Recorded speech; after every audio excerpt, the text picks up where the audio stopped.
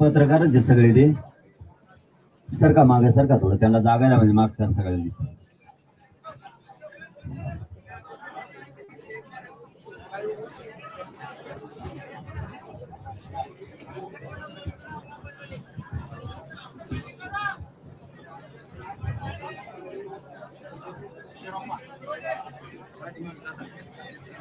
आज नोमानी साहेब, सज्जाद नोमानी साहेब, आपले आनंदराजी आंबेडकर साहेब, आपले राजरत्नजी आंबेडकर साहेब, शिया पंथाचे नाव माहित नाही, ते पुढे मला माहित होते सगळे. परत भिक्खू बनतेजी ते पण आले, महानुभाव पंथांचे पण आहेत. हा शेखर आज चंद्रशेखर आझाद यांच्या वतीनं महाराष्ट्राचे त्यांचे प्रभारी पण आले, ते पण येणार होते, पण ते कुठल्या तरी राज्यात होते झारखंडला, त्यामुळे ते विमान हुकलं का काय तरी झालं पुढं, ते आले नाही, पण येतील, ते बी येणार आहेत. आता जुळलं कार्यक्रम जुळला आता त्याच्यामुळं.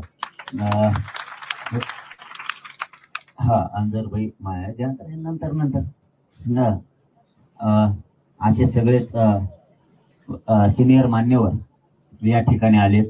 आणि उद्देश सगळ्यांचा मात्र एकच आहे की या राज्यावरती, या देशावरती जे अन्यायाचं संकट घोंघावत आहे हे मात्र आम्हाला परतून लावायचं, हे ठेवायचं, आम्हाला संपवायला निघालेला संपवायचं, त्याला राजकीय करिअर मधून संपवायचं.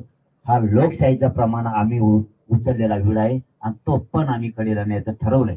आणि आज छत्रपतींच्या आशीर्वादानं तो सुंदर स्वप्न जे या राज्य आणि राज्याच्या बाहेरचे लोक बघत होते ते आज सुंदर स्वप्न साकार व्हायला लागलं की दलित, मुस्लिम, मराठा हे मात्र आज याच्यावरती त्यांच्या सगळ्याच्या संमतीनं त्यांनी माझ्यावरती सोपवलंय, नोमानी साहेबांनी पण आणि यांनी सगळ्यांनीच.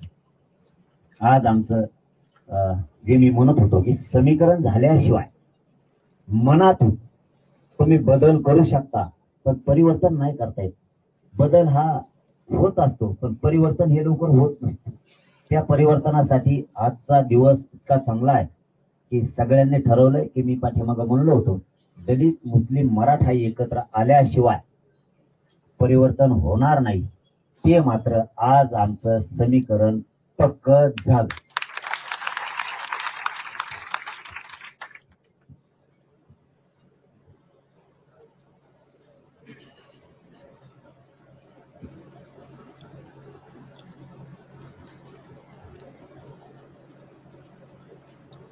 आधी आमच्यासाठी प्रथम कर्तव्य होतं, जो समाज समोरून अन्यायासाठी आक्रोश करतोय, आपलं दैनंदिन जीवन जगण्यासाठी आक्रोश करतोय, आमचं प्रथम कर्तव्य अगोदर होतं की त्यांच्या वेदना आणि आक्रोश जाणून घेतो.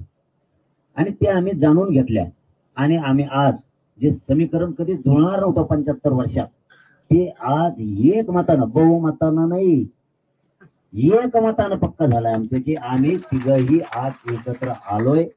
हे आमचं फायनल शिक्कामोर्तब इतक्या वेळच्या चर्चेत सगळे प्रश्न झाले, शेतकऱ्यांचे, मराठा, मुस्लिम, दलितांचे, ओबीसीचे, धनगरांचे, सगळ्यांच्या प्रश्नावरती, आम्ही महिलांच्या प्रश्नावरती जितके प्रश्न होते आम्ही ड्राफ्टच तुम्हाला देणार आहे दादा, की शेतकऱ्यांचा घेतला, युवकांचे प्रश्न असतील, सुशिक्षित बेकारींचे असतील, या सगळ्या बाबत, धर्म सुद्धा त्यावरही आमची चर्चा झाली. मी हिंदू आहे, तुमचा इस्लाम धर्म आहे, यांचा बौद्ध धर्म आहे, आपण एकमेकाच्या धर्मात शब्द करायची नाही, दोघांनाही आपण आपल्या धर्माचा स्वाभिमान असला पाहिजे, मलाही माझा गर्व स्वाभिमानी, हे आमचं याच्यावरती एकमत झालं. आणि हे निश्चित नोमानी साहेबांना हे खूप, त्यांना सुद्धा खूप आवडले शब्द जे आम्ही बोललो ते. तसंच आज शिक्कामोर्तब झालं, एक भाग पक्का.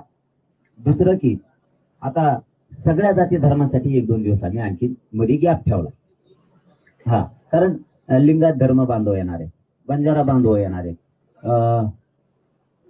ओबीसी मधले काही बांधव येणार आहे, असे जे बाकीचे धर्मगुरू आहेत, महानुभाव पंथाचे धर्मगुरू आहेत, वारकरी संप्रदायाचे आमचे बांधव आहेत, संत महंत आहेत, हे सगळे एकरूप होणार आहेत. मग असं व्हायला नको, आम्ही तिघे एकत्र आलो, बाकीच्यांनी काय केलं, त्यासाठी 1-2-3 दिवस मध्ये आम्ही एक 3 तारखेपर्यंत गॅप ठेवला. याच्यासाठी ठेवलाय तेही लगेच सांगून टाकतो, म्हणजे पुन्हा कोणाला लफडत नको. परत तुम्ही विचारायचं आणि ते मायना राहायचं ध्यानात, त्यापेक्षा लगेच वाचा वाचा सांगून टाकतो आणि मोकळा होतो तुम्हाला. कारण आज आमचं ओरिजिनल अधिकृत शिक्कामोर्तब झालंय, मराठा दलित मुस्लिम एकत्र आला. एक दुसरं, आता जागाचा प्रश्न राहिला, जागा किती लढायची त्याच्यासाठी हे आम्ही 3 तारखेला घोषणा करणार. जागा कोणचे, म्हणजे मतदारसंघ कोणचे लढायचे आणि उमेदवार कोण, याच्याबाबत आम्ही उमेदवारीची बाबत लावून धरणार नाहीत एकमेकाला, हे बी आमचं ठरलं. कुंकड मोकळं सोडायचं, याला वाजवायचं, याला ठेवायचं नाही, याला ठेवायचं नाही. याने मला एवढा त्रास दिला ना, माझ्या समाजाला एवढा त्रास दिला की अति त्रास दिला. त्यांचे कधीच आम्ही शत्रू नव्हतो, कधी विरोधकही नव्हतो, असण्याचं कारणही नाही. विनाकारण माझ्या आईवरती हल्ला केला, माझ्या लोक रक्ताच्या थारोळ्यात पाडले, काही कारण नसताना. ज्या लोकांनी तुम्हाला राज सत्तेवरती बसवलं त्याच लोकांच्या डोक्यात पोटात तुम्ही गोळ्या घातल्या, रक्ताच्या थारोळ्यात पडले.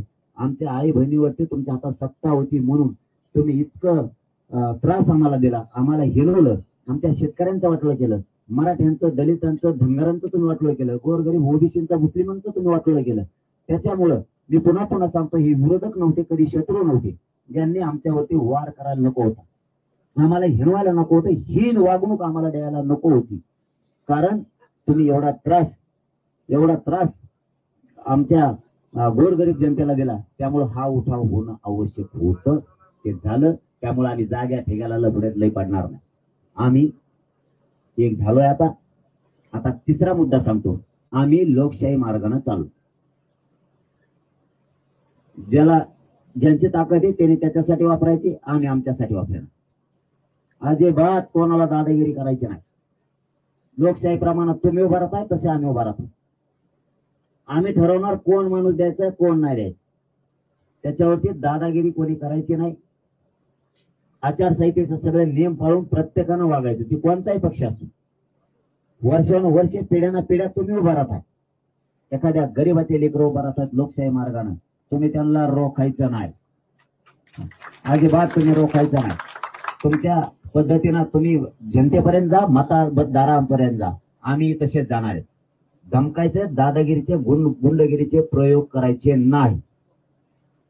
यामुळे आम्ही लोकशाही मार्गाने आमच्या पद्धतीने चाललोय. 3 तारखेला आम्ही उमेदवार आणि मतदारसंघ सांगणार आहेत, म्हणजे 4ला सकाळपासून फॉर्म काढायला सुरुवात होणार आहे.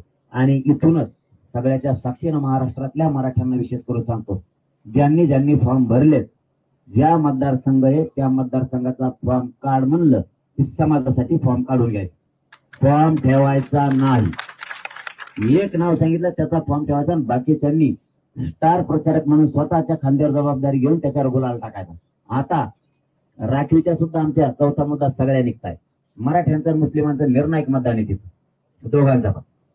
आणि आम्ही लढवतो त्या याही काही मतदारसंघ असे 1,20,000 ते 1,45,000 एकटा मराठा, तिथं मुस्लिम सुद्धा आहे, तिथं दलित पण आहे. म्हणजे ह्या समीकरणात आपले शिटच पडत नाही. फक्त शांततेत आणि लोकशाही मार्गाने सगळ्यांनी चालायचंय, संयम ठेवायचाय. माझ्या समाजाला सांगतो, मान कापली तरी मी हटणार नाही. तुमच्यावर किती दादागिरी झाली, किती गुंडागिरी केली, एकाही मराठ्याने माग घालायचा. कारण आता गुलामगिरी जुगारून लावायची म्हणजे लावायची, अजिबात कोणाच्या दहशतीत जगायचं नाही. आणि मी ही समाज या राजकीय लोकांच्या गुंडगिरीतून बाहेर काढला. मी माझा समाज आजाद करण्यासाठी यशस्वी झालेला आहे. माझा समाज एकजूट होऊ देत नव्हते, तो झाला. यांच्या अन्यायाच्या जाळ्यातून मी माझा समाज बाहेर काढला. मराठ्यांनी इथून पुढे आजाद म्हणूनच जगावं. कोणाच्याही पाठीमाग स्वतःच्या लेकराचं भविष्य फरफटत नेऊ नये. मी या आजच्या झालेल्या बैठकीच्या माध्यमातून सगळ्या समाज बांधवांना सांगतो.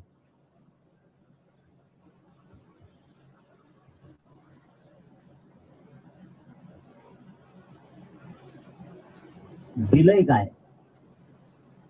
आमच्यावरचा अन्याय? दलितांना दिलंय काय? मुस्लिम मराठ्यांना दिलंय काय?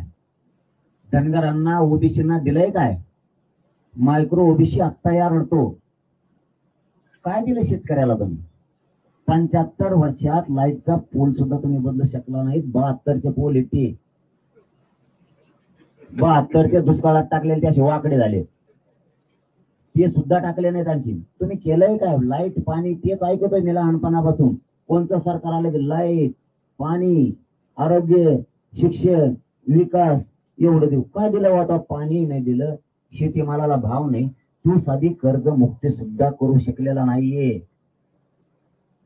अनुदान 1 रुपयाचा पीक विमा गेला कुठे सरकारचा? 25 कंपन्यांचं म्हणणं आहे 1 रुपयाचा विमा होता, त्याचे हप्ते न भरल्यामुळे आम्ही शेतकऱ्याचा पीक विमा देऊ शकत नाही. मारले शेतकरी तुम्ही. तुम्ही नदी लावता का 1500 रुपये देऊन? म्हणजे तुम्ही आयुष्याचं कमवता आणि माझ्या शेतकऱ्याला माझ्या गरीब लोकांना तुम्ही आयुष्य लढाई ही आयुष्याचं लेकरांना मिळवून देण्यासाठी, अन्याय न होऊ देण्यासाठी. बस खूप बघितलं आता नाही. सहन करण्याची क्षमता संपली. आता परिवर्तन होणार. पुरे सुपडा साफ करणार म्हणजे करणार, सोडतच नाही मी यांना. चिन्ह मिळालं ठरून राव.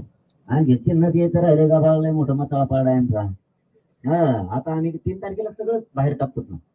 आम्हाला बघून द्या ना कोण कोण होते, काय काय करते, त्यांची काढाघाली सुरू होणार आहे ना तिथं. आता एखादा डाव एवढा शेवटचा ठेव द्या आम्हाला बी, कारण आमचं काय झालेलं आहे.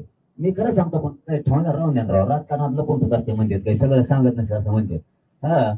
मला लय शिकेले आता भरपूर त्यांनी, आमच्या देवेंद्र तात्यांनी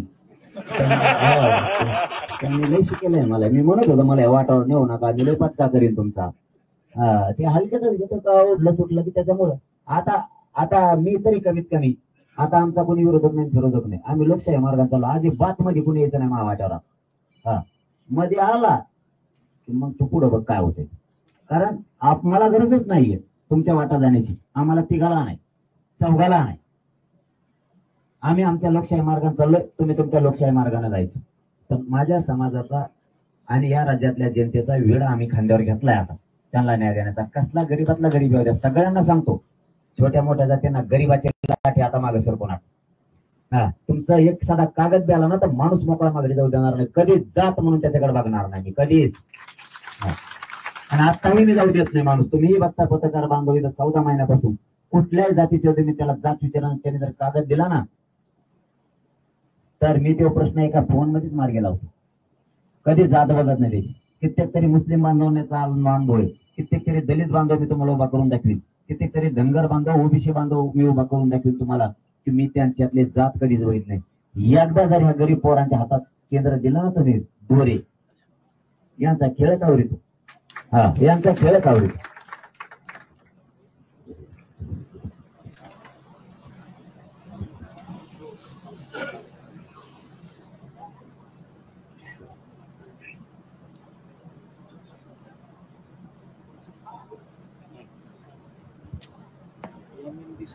अरे काय असतं बरं का, काय असतं शेवटी ज्याचा त्याचा धर्म ज्याच्या त्याच्यापेक्षा असला पाहिजे हे संविधान सांगतं. तुमच्या बुद्धीनं चालून आम्हाला चालणार नाही. आम्ही हिंदू आहेत ना कट्टर. आरक्षणाला विरोध कोण करतो? हिंदू. महामाने तू कुठे लागतो का? नाही नाही ते तर भाग वेगळा आहे हो. पण इथं जर तुम्हाला आम्ही धोक्यात येत, आमचे लेकर धोक्यात येत ना. काय हिंदू म्हणत नाही की ह्या गरीब मराठ्यांना आरक्षण देऊन टाका. भांडणं खेळायला आम्ही लागतो तुम्हाला, आणि आरक्षणाच्या दिवशी लागत नाही. धर्माचा आपण आपल्या ठिकाणी सगळ्यांचा सन्मान. मी सांगतानाही सांगितलं, त्यांच्या समोरही सांगितलं, तुमच्या समोरही सांगितलं, एकमेकाच्या धर्मात जपडप आम्ही कोणीही करणार नाही. ज्याचा त्याला ज्याला त्याला स्वाभिमान. आम्ही धर्म परिवर्तन नाही, सत्ता परिवर्तन करायला एकत्र आहोत. मी कट्टर हिंदू आहे. मी छत्रपतींचा हिंदू तुम्हाला मान्य आहे. त्यामुळं मला स्वाभिमानी गर्व आहे. मुस्लिम धर्मालाही त्यांच्या धर्माचा स्वाभिमान गर्व असला पाहिजे. तसाच बौद्ध धर्मांनाही त्यांच्या धर्माचा स्वाभिमान असला पाहिजे. आपण एकत्रित येत सत्ता परिवर्तनासाठी, आणि ती मात्र आता आम्ही करणार. आमच्या त्याच्यात कोणाचं दुमत नाही. आम्ही गप्पा आणल्या घरच्यासारखे. आपलं तसं आहे. एक तर मग हिंदी त्यांना कळत नाही. त्यांच्या 4-5 माणसं सांगायला मी कोण बोललं की ते लय भाताला पांग होतं आमचा. पण साहेब म्हणले दादा तुला शिकतो मी बराबर हिंदी. हा मी साहेबाला म्हणलं पण तुमची हुकू शिकते बरं का मायामुळे. म्हणलं आता पण ते शिकेल मला आपलं पण होणार ते मला हिंदी शिकणार 100%. आणि मला हिंदी शिकली मी राज्य बी गेले बाकीचे मग. हा मी बाकीचे राज्य बी गेले मग.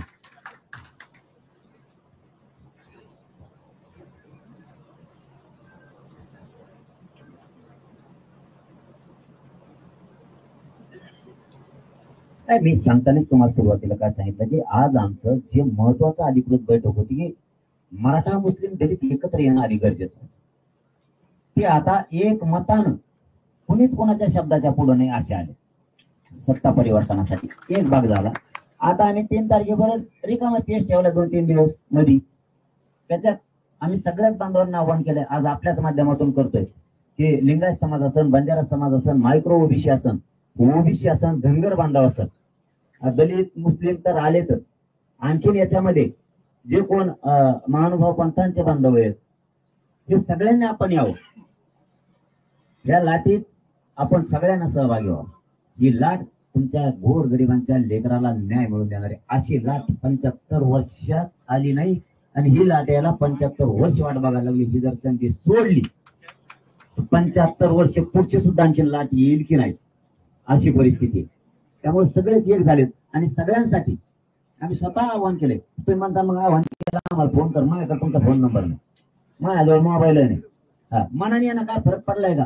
इथं मान सन्मान कमी, इथं कवा दार उघडे दारच नाही. आमच्याला कडीच नाही ठेवली लोकांना उघड उघड. कडी मोडीली, फुलं मोडीले आणि कोणत्या खिडक्या कशा उघडा त्या. म्हणजे त्याच्या आतले खटक्यात बोट घातलं तर बोटच खाली जाते पण खटकं सापडत नाही. म्हणजे ती मोकळीची. आणि आम्हाला कोण कोणी हवा हाका मारित. आम्ही एका म्हणतो मागून हाका कसं काय लिहा मागून तर सगळं पॅक होतं. म्हणजे इतकं माया आम्ही जनतेवरती करतोय.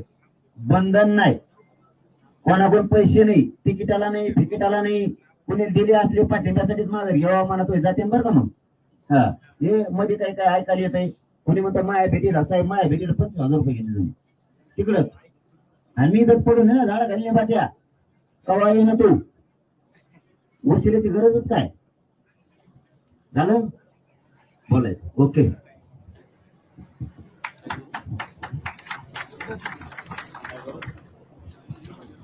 देखिए देश हमारा बहुत ही कठिन परिस्थितियों से गुजर रहा है और अनेक तरह की चुनौतियों का सामना है.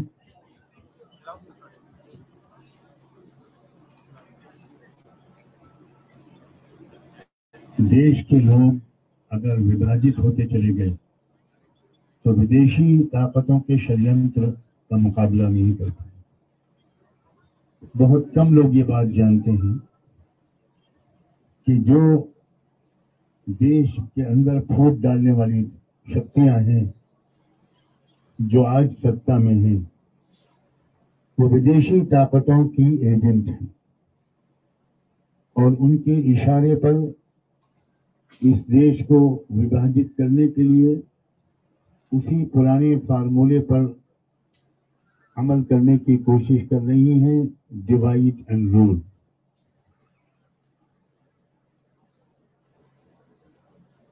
महाराष्ट्र देश का बहुत से पहलुओं से मोस्ट इंपॉर्टेंट स्टेट है. फाइनेंशियल कैपिटल है, मगर ये भी दुख की बात है कि महाराष्ट्र का कैपिटल गुजरात शिफ्ट किया जा रहा है. ये महाराष्ट्र की अस्मिता का भी सवाल है और महाराष्ट्र की जो हिस्ट्री है वो आपस के प्रेम की है, सद्भाव की है, आपसी सौहार्द की है. छत्रपति शिवाजी महाराज की पूरी सही हिस्ट्री ये बात बताती है कि उनके तोपखाने के जो इंचार्ज थे वो इब्राहिम खान थे और उनको सबसे ज्यादा जो विश्वास था वो उन मुसलमानों पर था जो उनके दरमियान और मुगल बादशाही के दरमियान वो मीडिएशन का काम करते थे. महाराष्ट्र देश के लिए एक मिसाल हुआ करता था आपस की मोहब्बत और सद्भावना का. लेकिन संघ परिवार ने और उनके एजेंटों ने भारतवासियों को धर्म की बुनियाद पर, धर्म का नाम लेकर धर्म के खिलाफ चलते हुए, वो चाहे हिंदू धर्म हो, वो चाहे इस्लाम हो, वो चाहे बौद्ध धर्म हो, चाहे क्रिश्चियनिटी हो, चाहे बाबा गुरु नानक की शिक्षाएं हो, सबके खिलाफ चलते हुए उन्होंने देशवासियों को आपस में बांटा और लड़ाया। मैं पिछले 40 साल से पूरे देश में गरीबों, मजदूरों, किसानों, महिलाओं, दबे कुचले लोगों, शेड्यूल कास्ट के लोग हों, ट्राइबल लोग हों, SC ST हों, अल्पसंख्यक के लोग हों, मुस्लिम हो, क्रिश्चियंस हो, सिख हो, उनको इकट्ठा करने की का प्रयास कर रहा हूं। और मुझे इस बात की बहुत खुशी है कि अगर मीडिया हमारे साथ जरा सा सच बोलने का बर्ताव कर लेता, यहाँ मीडिया के दोस्त अब मौजूद हैं, मैं उनसे निवेदन करता हूं कि बहुत बोल चुके झूठ आप अब थोड़ा सच का भी अनुभव करना शुरू कीजिए। देश का किसान, वो देश जो सोना उगलता है, उस देश के किसान को आत्महत्या करनी पड़े, क्या इससे बड़ा भी कोई शर्म की बात है? फिर सबसे ज्यादा आत्महत्या करने वाले किसान महाराष्ट्र में है। कितनी शर्म की बात है। सारी दौलत पूंजीपतियों को दी जा रही है, सारी फॉर्मेलिटीज अडानी और अंबानी को सारी कैपिटल दिया जा रहा है, और किसान जो सारे देश को का अन्नदाता है, वो किसान भूखा मर रहा है और आत्महत्या कर रहा है। जो देश की जो असली समस्याएं हैं, रियल इश्यूज, उनको एड्रेस करने के बजाय कभी मंदिर का मसला उठाया जाता है, कभी मस्जिद का, कभी मणिपुर में क्रिश्चियंस का नरसंहार किया जाता है, जेनोसाइड किया जाता है। आप सोचिए जरा, रियल इश्यूज हमारे देश में क्या है, क्या हो रहा है हमारे देश में। एक दलित बूढ़ा अपनी बारात लेकर वो घोड़ी पर चढ़कर नहीं जा सकता। वो भारत है जिसके संविधान में समता, इक्वलिटी, भाईचारा, जस्टिस, सब कुछ उसके प्रेम्बल में लिखा है। बाबा साहब अम्बेडकर की लीडरशिप में 250 लोगों ने या उनसे भी ज्यादा ने, जो कॉन्स्टिट्यूएंट असेंबली के लोग थे, 2.5 साल की विचार विमर्श और डिबेट के बाद उन्होंने जो संविधान बनाया था, वो it is one of the best constitutions in the world undoubtedly. मैं एक लॉ का स्टूडेंट भी रहा हूं, मैंने दुनिया भर के संविधान पढ़े हैं, अमेरिका, यूरोप के सब मुल्क, सब जगह गया भी हूं। मैं फख्र के साथ कहता हूं कि भारत के संविधान जैसा कोई संविधान अभी तक मुझे अपनी नजरों से नहीं मिला। एक शब्द पर बहस होती थी। जो लोग बहस करते थे वो अपनी संतानों और परिवारों के लिए नहीं करते थे, वो भारत के किसानों के लिए करते थे, भारत के मजदूरों और महिलाओं के लिए करते थे, भारत के मजलूम और दबे कुचले समाज के लिए करते थे। महाराष्ट्र की एक तारीफ है कि उसने लीडिंग रोल प्ले किया है। ये बात महाराष्ट्र वालों को समझनी चाहिए। बड़े बड़े लीडर्स जिनके विचारों से हो सकता है हम में से कुछ लोग सहमत भी ना हो, लेकिन वो इसी महाराष्ट्र की धरती से पैदा हुए, तो मालूम होता है कि महाराष्ट्र की धरती में एक क्रांतिकारी क्षमता और सलाहियत मौजूद है। मैं यूपी का रहने वाला हूँ, इसलिए मराठी में आपसे नहीं बोल पा रहा हूँ, माफी चाहता हूँ।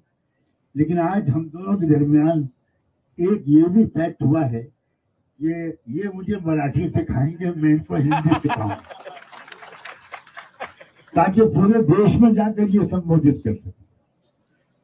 उन्होंने मुझे बताया कि हरियाणा मुझे बुलाया गया, मैं इसलिए नहीं गया कि मैं हिंदी नहीं बोल सकता, मुझे और भी जगह बुलाया गया। मैंने कहा जब तक आप हिंदी अच्छी नहीं बोलेंगे तब तक मैं आपको ट्रांसलेट करने के लिए हर जगह जाऊंगा। आपकी बातों का अनुवाद करूंगा। मैं जरंगे पाटिल की शक्ल में ये जो इन्होंने एक पूरा आंदोलन खड़ा किया और मैंने उस सिलसिले में जो मालूमात की, और हमारे राज रतन अम्बेडकर बहुत पुराने दोस्त थे, बहुत पुराने साथी हैं और बहुत अटूट विश्वास है हम दोनों को एक दूसरे के ऊपर। फिर हम दोनों ने आपस में भी विचार विमर्श किया। मुझे ऐसा लगा कि जरंगे पाटिल की शक्ल में भारत को एक नया गांधी मिलने जा रहा है। भारत को जरंगे पाटिल की शक्ल में भारत को एक नए बाबा साहब डॉक्टर अम्बेडकर मिलने वाले हैं। जरंगे पाटिल की शक्ल में भारत को एक नए मौलाना अबुल कलाम आजाद मिलने वाले हैं। हम सबको मिलकर इस भारत को उन ऊंचाइयों तक पहुंचाना है जिन ऊंचाइयों तक पहुंचाने की क्षमता परमेश्वर ने भारत की धरती में रखी है।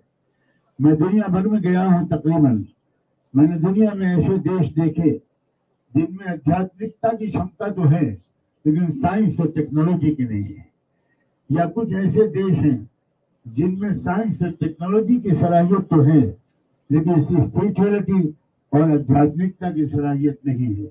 भारत उपमहाद्वीप वो अकेला रीजन है पूरी दुनिया में जिसमें साइंस और टेक्नोलॉजी और स्पिरिचुअलिटी की जबरदस्त सलाहियत है, और इसकी सबसे शानदार मिसाल डॉक्टर एपीजे अब्दुल कलाम थे।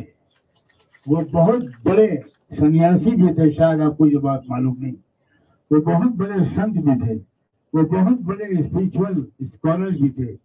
वो एक पुराना फटा हुआ सूटकेस लेकर राष्ट्रपति भवन में आए थे, वही पुराना फटा हुआ सूटकेस लेकर वो राष्ट्रपति भवन से वापस गए।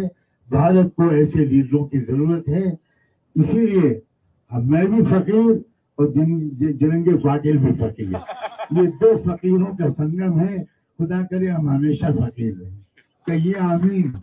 हाँ, हम आपसे वादा करते हैं कि हम देश की संपत्ति नहीं लूटेंगे, हम देश पर अपनी पूरी सलाहियत को कुर्बान कर देंगे। महाराष्ट्र की जनता से, यहाँ मौजूद सारे मीडिया के माध्यम से मेरी अपील है कि आने वाले चुनाव में आप पूरे देश महाराष्ट्र के लोग खुद फैसला करें, फाशीवादी ताकतों को कमजोर करना देश के हित में है कि नहीं है। जो लोग इस देश को तोड़ना चाह रहे हैं और जो लोग नफरत के सौदागर हैं, जो लोग नफरत का एजेंडा देश में फैला रहे हैं, लड़ा रहे हैं, ओबीसी को उनके अधिकार नहीं देते, दलितों को उनके अधिकार नहीं देते। आप सोचिए, दलित दूल्हा को, दलित इंसान को मूछा रखने की इजाजत नहीं है। ये कौन से धर्म में है भाई? ये कौन से संविधान में है? यहां तक के 2014 में जो भाजपा आई बहुमत लेकर, मैं साफ साफ कहना चाहता हूं, वो हिंदुत्व की वजह से नहीं आई थी। वो 15 लाख रुपए हर एक के अकाउंट में आएंगे इस वादे की वजह से आई थी। सही है कि नहीं? वो उसने दूसरा वादा किया था, वो ये कि किसानों की जो आमदनी होगी, आय होगी, वो दुगनी हो जाएगी। इसलिए किसानों ने मुट्ठी भर भर के भाजपा को वोट दिया था। तीसरी, उन्होंने कहा था हर साल 2 करोड़ युवाओं को जॉब देंगे। आप जानते हैं कि महाराष्ट्र में सबसे ज्यादा अनएम्प्लॉयमेंट है, सबसे ज्यादा बेरोजगारी, सबसे ज्यादा अनएम्प्लॉयड नौजवान, पढ़े लिखे नौजवान महाराष्ट्र में। इसलिए पूरे देश के नौजवानों ने भी उनको वोट दिया था, ठीक किया था। किसानों ने भी ठीक किया था। 2 करोड़ जॉब मिलेंगे इस वादे पर यकीन करके नौजवानों ने भी उनको वोट दिया था, वो भी ठीक किया था। 15 लाख रुपए हर भारतीय के अकाउंट में आएंगे इस वादे पर यकीन करके वोट दिया था, ये भी ठीक किया था। लेकिन फिर क्या हुआ? किसी के अकाउंट में 15 लाख आए, 2 करोड़ जॉब को क्या मिलते? 3.5 करोड़ नौजवानों की जॉब जा चुके हैं। ये सरकारी आंकड़ा है। क्या हालत हो गई है देश की? किसान आत्महत्या कर रहा है, नौजवान आत्महत्या कर रहे हैं, जॉब नहीं मिल रहा है। आमदनी दुगनी क्या होगी किसान की? किसानों को दिल्ली में साल सवा साल प्रोटेस्ट के लिए बैठना पड़ा और 750 किसानों ने अपनी जान दी। आप सोचिए जरा, जब 2019 आया तो ये वादे नहीं काम आ सकते थे, इसलिए इस वादे को हमारे प्रधानमंत्री ने कहीं नहीं दोहराया। इसके बजाय उन्होंने पुलवामा का ड्रामा किया। पुलवामा के ड्रामे के जरिए से देश को उन्होंने बेहोश किया और उसके नतीजे में उन्होंने क्या किया, उसके नतीजे में जाहिर है कि देश की एक मानसिकता बनी और फिर लोगों ने उसके हिसाब से गुस्से में आकर वोट डाला और सही किया। अब आइए 2024 में न वो वादे कर सकते थे, न पुलवामा वाला ड्रामा कर सकते थे। अब उन्होंने क्या किया, अब उन्होंने कहा कि अब अगर तुमने चुनाव में कांग्रेस को वोट दिया तो कांग्रेस तुम्हारी 2 भैंसों में से एक भैंस ले जाएगी और एक भैंस मुसलमान को दे देगी। दुनिया की सबसे बड़ी डेमोक्रेसी का प्राइम मिनिस्टर इतनी जाहिराना बात कर रहा है, हर भारत के नागरिक का सर शर्म से झुक गया। उन्होंने दूसरी बात क्या कही, महिलाओं से कहा कि अगर तुमने कांग्रेस को वोट दिया तो फिर वो तुम्हारे गले से कांग्रेस वाले मंगलसूत्र खींच के ले जाएंगे और वो भी मुस्लिम महिलाओं को दे देंगे। क्या वक्त नहीं आ गया है कि देश को ऐसे जाहिल, ऐसे फाशीवादी लोगों से छुटकारा दिलाया जाए? मैं जरंगे पाटिल की हिम्मत को दाद देता हूँ और हमारी 2-2.5 घंटे की मीटिंग में जो बात स्पष्ट रूप से तय हुई है, वो ये बात तय हुई है, बहुत साफ शब्दों में मैं बताना चाहता हूँ। हम लिखित रूप में भी एक डिक्लेरेशन इशू करने वाले हैं। ये हमारे दरमियान सहमति बनी है कि हम एक लिखित रूप में एक डिक्लेरेशन जारी करेंगे और उसमें मुस्लिम समाज की जो डिमांड्स हैं वो क्या है, जो मराठा समाज की डिमांड्स हैं वो क्या है, दलित समाज की जो डिमांड्स हैं वो क्या है, जो दूसरे ओबीसी हैं, बंजारा समाज है, दूसरे समाज की डिमांड्स हैं, वो सबको मिलाया जाएगा और 1-2 दिन के अंदर वो चीज आपके सामने आ जाएगी। और एक एक कॉन्स्टिट्यूंसी पर हम लोग आपस के विचार विमर्श के साथ, आपस की सहमति के साथ, और ये देश की तारीख में शायद पहली बार होने जा रहा है, एक एक सीट पर हम लोग आपस के मशवरे और विचार विमर्श के जरिए से हम किसी एक कैंडिडेट को सपोर्ट करने का ऐलान करेंगे ताकि वोट डिवाइड न हो। हम सब मजलूमों का, हम सब लोगों का जिनके संवैधानिक अधिकार छीने गए हैं और जिनकी महिलाओं की बेइज्जती रोज की जा रही है, जिन किसानों का, जो अल्पसंख्यक समाज है, जो मराठा समाज है, जो दलित समाज है और दूसरे और वो समाज, उन सब से विचार विमर्श करके एक साझा एक ऐलान इशू करेंगे। वही हमारा कॉमन मिनिमम प्रोग्राम होगा और उसी के मुताबिक हम आपस में कैंडिडेट्स की लिस्ट शेयर करके और हर सीट पर किसी एक उम्मीदवार को सपोर्ट हम सब करेंगे।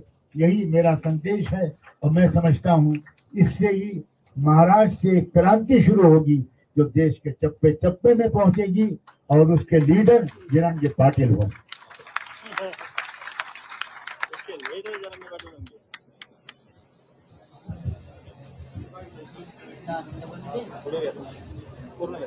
हमें क्यों नहीं लगता कि इनके साथ जाना चाहिए? आप इस सवाल का जवाब दीजिए। इसलिए लगा कि इन्होंने नफ्स पर हाथ रखा है। मराठा, मुस्लिम, दलित, अगर महाराष्ट्र में समीकरण मजबूत हो गया तो इससे एक बहुत ही पॉजिटिव मैसेज पूरे देश में जाएगा। यहाँ की मराठा आबादी बहुत मजबूत है, बड़ी आबादी है उसकी, और उसके अंदर भी ऊपर की लेयर और गरीब ये तकसीम है। किसको रिजर्वेशन आरक्षण मिला है, किसको नहीं मिला, आप मुझसे ज्यादा जानते हैं। मैं समझता हूं कि यहाँ महाराष्ट्र से बड़ी बड़ी तहरीकें पहले उठी हैं। मैंने शुरू में इशारा किया था, यही तहरीक देश के अंदर धर्म और जात से ऊपर उठकर अगर गरीबों और पिछड़ों और दलितों इन सब का एक समीकरण महाराष्ट्र में कामयाब होता है तो हम समझते हैं कि देश में भी वो कामयाब हो जाए।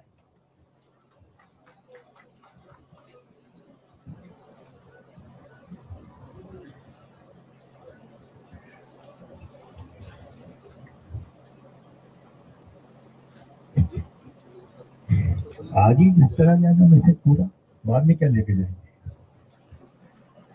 मेरा आना ही मैसेज है, आप अभी मुझे पहचानते नहीं है।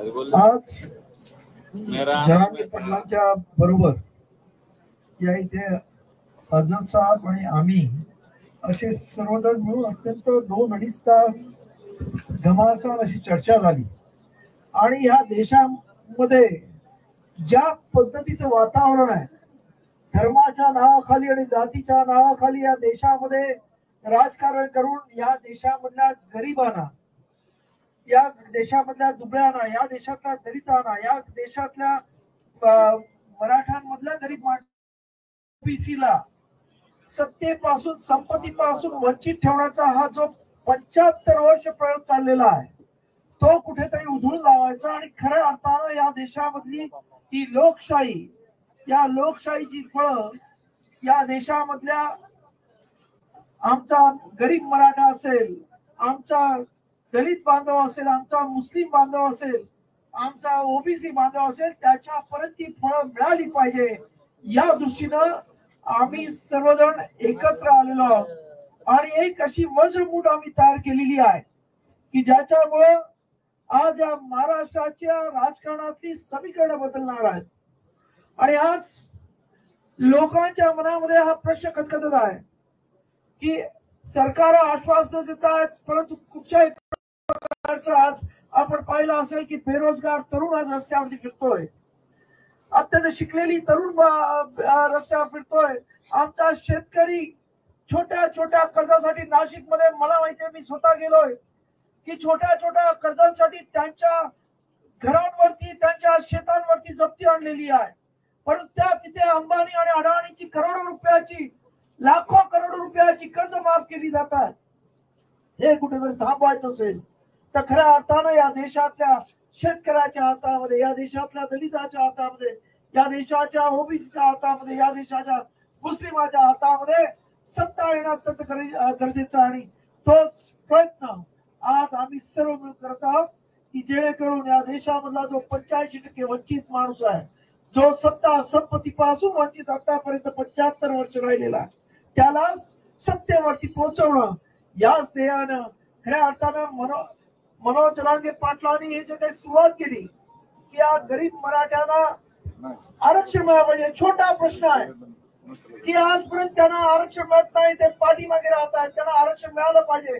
बाबासाहेबांनी सुद्धा त्या काळामध्ये मराठ्यांना आरक्षण मिळावं यासाठी संविधानामध्ये तरतूद केली होती. त्या म्हणजे पंजाबराव देशमुखांना स्वतः ती तरतूद पाहिली, पण दुर्दैवानं त्या काळच्या मराठा समाजाच्या नेत्यांनी आम्हाला आरक्षण नको अशा पद्धतीची भूमिका घेतली आणि त्यामुळं दुर्दैवानं ते मराठ्यांचं आरक्षण आज सुद्धा मिळालेलं नाही. परंतु त्याच पंजाबराव देशमुखानं विदर्भामध्ये जाऊन मराठा समाजाला सांगितलं तुम्ही आपल्या स्वतःला कुणबी म्हणून समजा, म्हणून घ्या.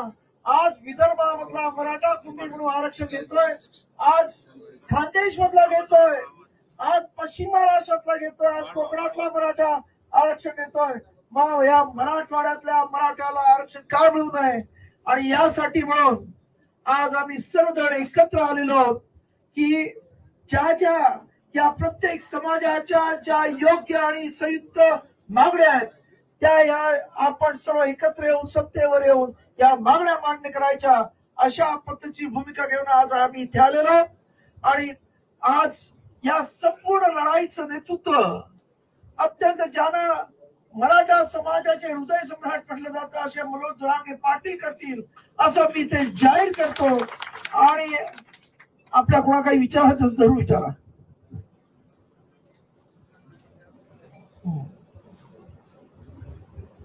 नाही गांधी ऐका ना, मनोज जरांगे पाटील आहेत का गांधीने एका तोंडा मार ही दुसऱ्या तोंडा मारा असं सांगितलं, हे त्यापैकी नाही आहे. त्यामुळं गांधी होऊ शकत नाही हे मला पूर्ण खात्री आहे. ते त्यांचं एक वेगळं एक हे आहे, त्यांची एक वेगळी पर्सनॅलिटी आहे. त्यामुळे मनोज जरांगे पाटीलच असतील आणि ते खऱ्या अर्थानं महाराष्ट्राच्या नाही तर देशाच्या एकंदरीत राजकारणात नवं वळण देतील अशी माझी अपेक्षा आहे.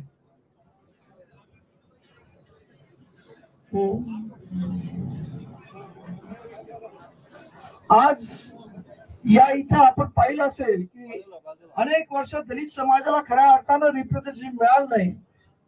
बाबा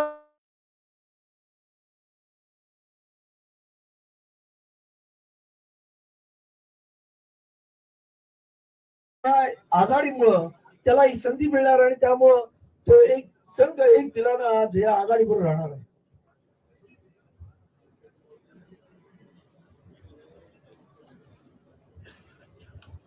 आज गरीब मंडळी अत्यंत बघितलं तर शेतकरी असतील, दलित असतील, या इकडचा आमचा मराठा बांधव आहे, अत्यंत दुःखी कष्टी झालेला आणि त्यामुळे तो एक दिलाने एक विचारानं आज या आघाडी बरोबर एकत्र येत आहे.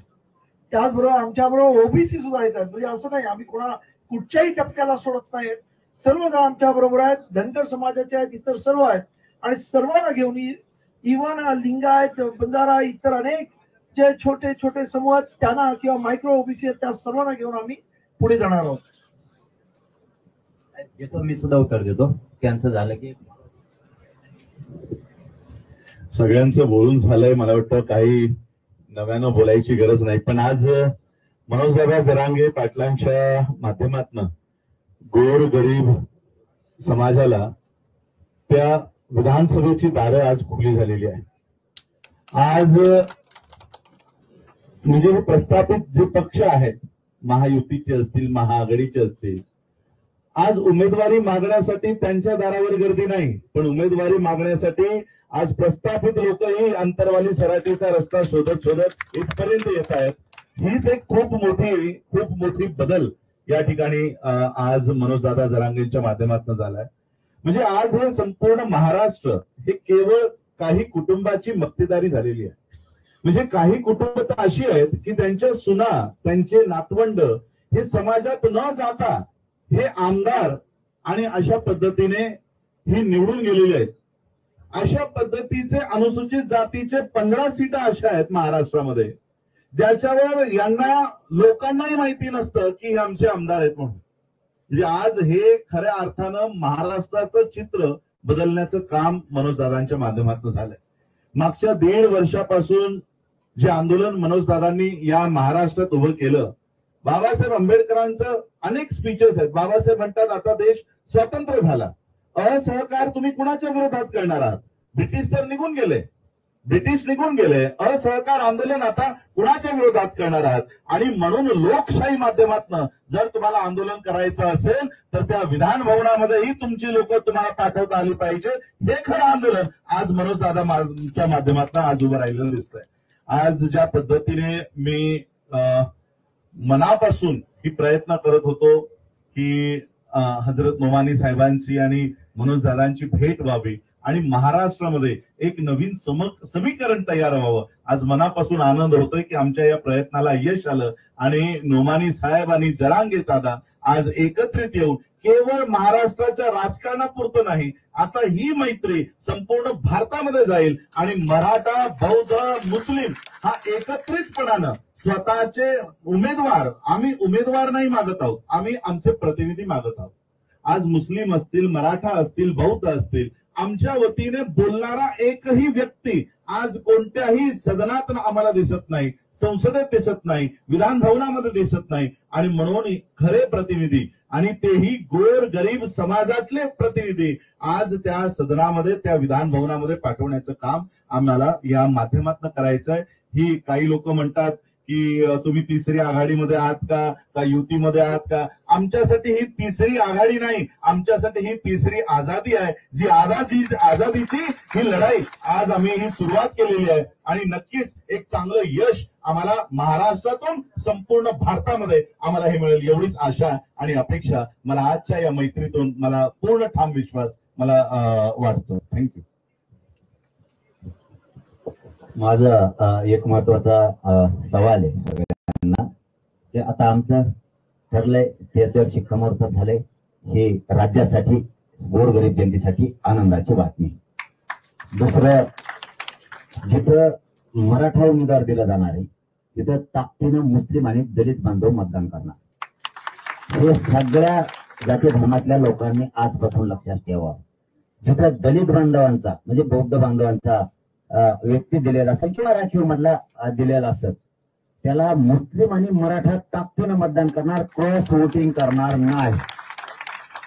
जिथं मुस्लिम आहे तिथं मराठा आणि दलित आजपासून क्रॉस मतदान करणार नाही, एक शिक्का मतदान करणार. 2 गोष्टी झाल्या. तिसरी, आता दलित बांधवांनी, गरिबांनी, सगळ्या मराठ्यांनी आणि मुस्लिमांनी ताकदीनं आता इथून पुढे बाहेर पडायचं. अजिबात एकानं मागे राहायचं नाही. नसता तुम्ही तुमच्या सुंदर बघितलेल्या स्वप्नाला मुकणार आहात. कितीही दडपशाही झाली, काय झाली तरी आपण संयम धरायचा. त्यांना काय करू द्यायचं, निवडणूक झाल्यावर बघू, पण मात्र सगळ्यांनी बाहेर पडायचं.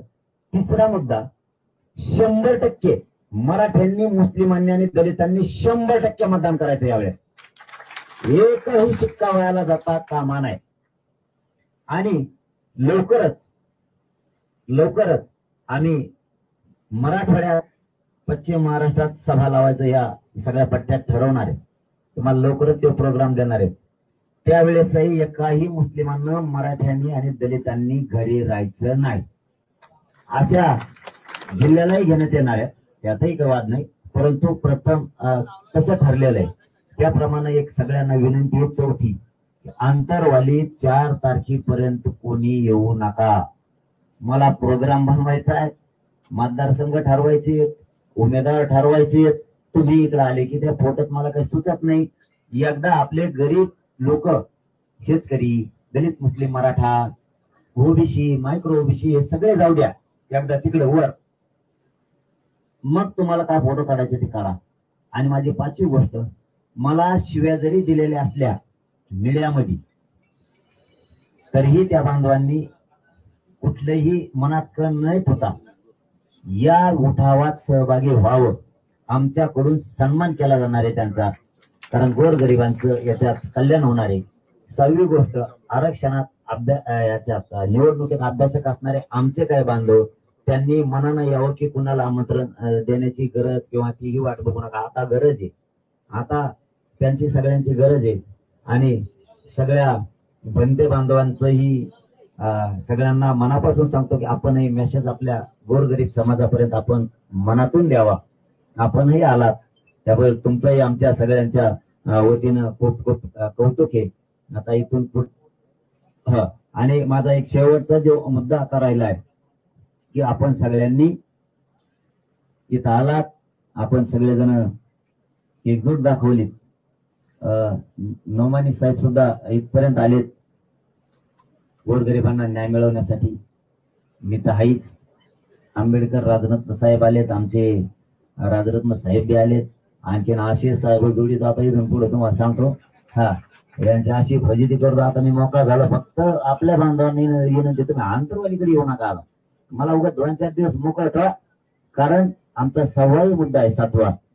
आम्ही ठराविकच मतदारसंघ शोधणार आहे, लढणार आहे आणि ते जिंकणार सुद्धा ठराविक. आणि जे राहिलेत काही तिथं आमच्या विचाराचे देऊन आम्ही त्यांना आम्ही मत देणार. तिघं पण, तिघ आणि राखीव पण, असं आमचं सगळं ठरलंय. काही ठरल्यास तुम्हाला मी 4 तारखेला सांगतो, आता सांगत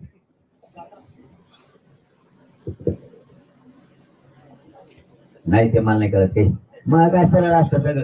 पण ते साहेब आले, 1 मिनिट बोलायचं. हॅलो हॅलो हॅलो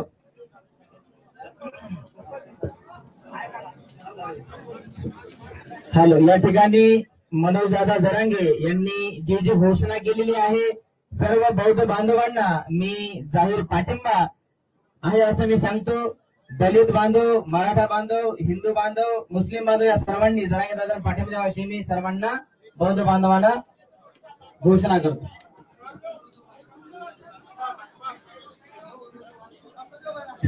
रास्ता करा सगळ्यांनी, मनानं सगळ्यांनी रास्ता करा. रास्ता मनाने करा. हाँ प्लीज, आपसे जैसे मैंने पहले कहा तो प्लीज अल्लाह के वास्ते हजरत को बहुत दर्द हो रहा है, आप थोड़ा नाश्ता बनाइए, थोड़ा नाश्ता बनाइए. आप लोग सुन लीजिए यार, थोड़ा नाश्ता. मैं पीछे हूँ, मैं पीछे हूँ. पाटील साहब रास्ता करा. रस्ता करा रे पोरो, त्यांना चालता येत नाही, ते आजारी. सगळ्यांनी रस्ता करा. उगा त्यांना भेटण्याचा